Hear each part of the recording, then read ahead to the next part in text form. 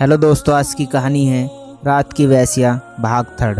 सुबह 5 बजे जगकर मैंने अपने कपड़े पहने। तब शबनम बेड पर मौजूद नहीं थी। मैं जूते पहन ही रहा था, तभी शबनम हाथ में चाय का कप लिए कमरे में दाखिल हुई और चाय का कप मेरे हाथ में थमाकर मेरे बराबर बेड पर बैठ गई। मैंने चाय पीकर 2000 का नोट शबनम के हाथ में थमा दिया तो उसने 500 के 2 नोट मुझे वापस करने के लिए बढ़ाए तो मैंने कहा, रख लो। नहीं मियाँ, हम ईमानदारी का धंधा करते हैं, हराम के हमें नहीं चाहिए।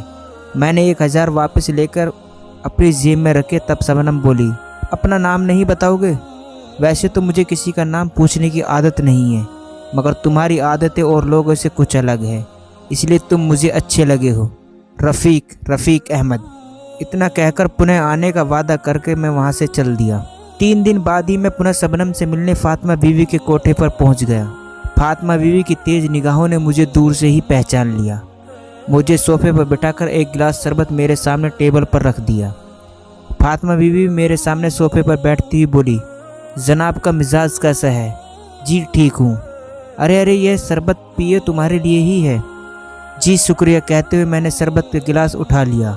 आपने अपना नाम नहीं बताया। रफ़ीक अहमद। रफ़ीक कहते हैं मुझे। सुबहान अल्लाह अहमद साहब, आपका दौलत खाना। यही नवाबगंज में रहता हूँ। आपकी क्या खिदमत करूँ?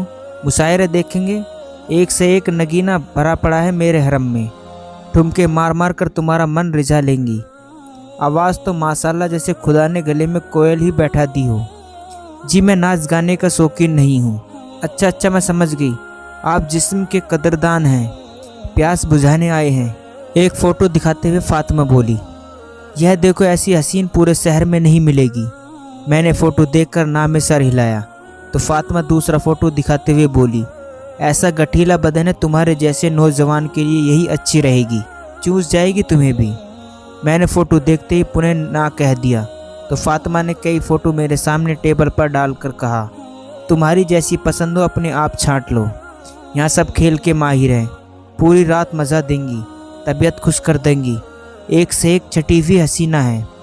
मैंने सभी फ़ोटो एक एक करके देखे, मगर उनमें शबनम का फ़ोटो नहीं था।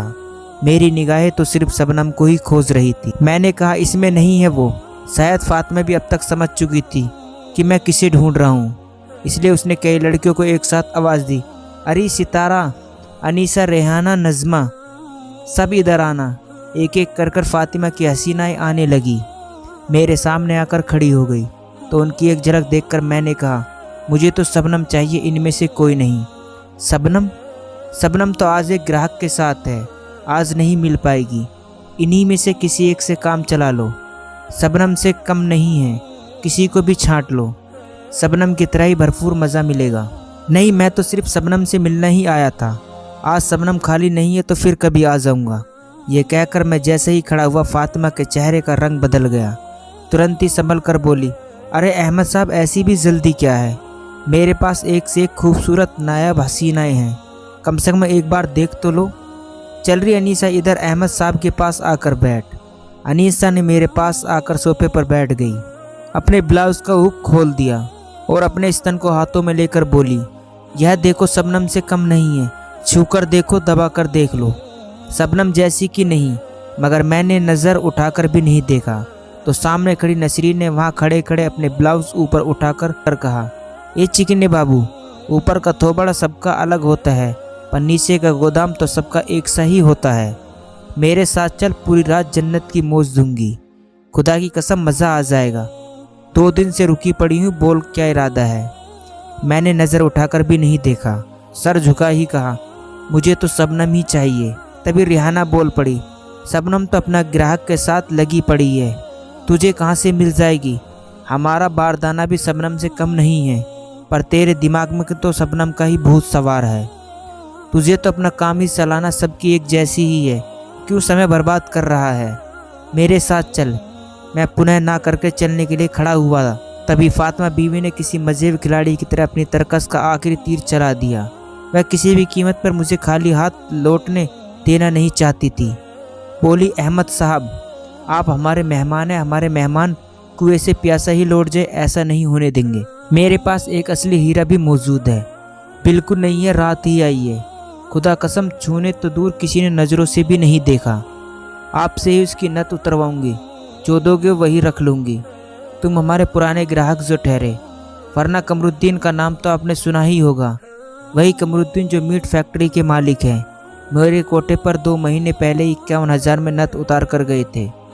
तुमसे तो कह दिया है, जो अपना इच्छा बिना हिले हवाले कर दूंगी। सितारा अहमद साहब को ले जा अनारकली के कमरे नंबर 18 में। अहमद साहब लड़की बिल्कुल नहीं है। फातिमा बीवी का तरकस का यह आखिरी तीर भी मेरे ऊपर असर नहीं कर सका, तो मैं वहाँ से उठकर फिर किसी दिन आने का वादा करके चल दिया। क्या होगा आगे जानने के लिए कहानी का अगला भाग जरूर देखें। दोस्तों, ये था एक रात की वेश्या भाग 3। दोस्तों, कहानी अच्छी लगी हो तो चैनल को सब्सक्राइब करना।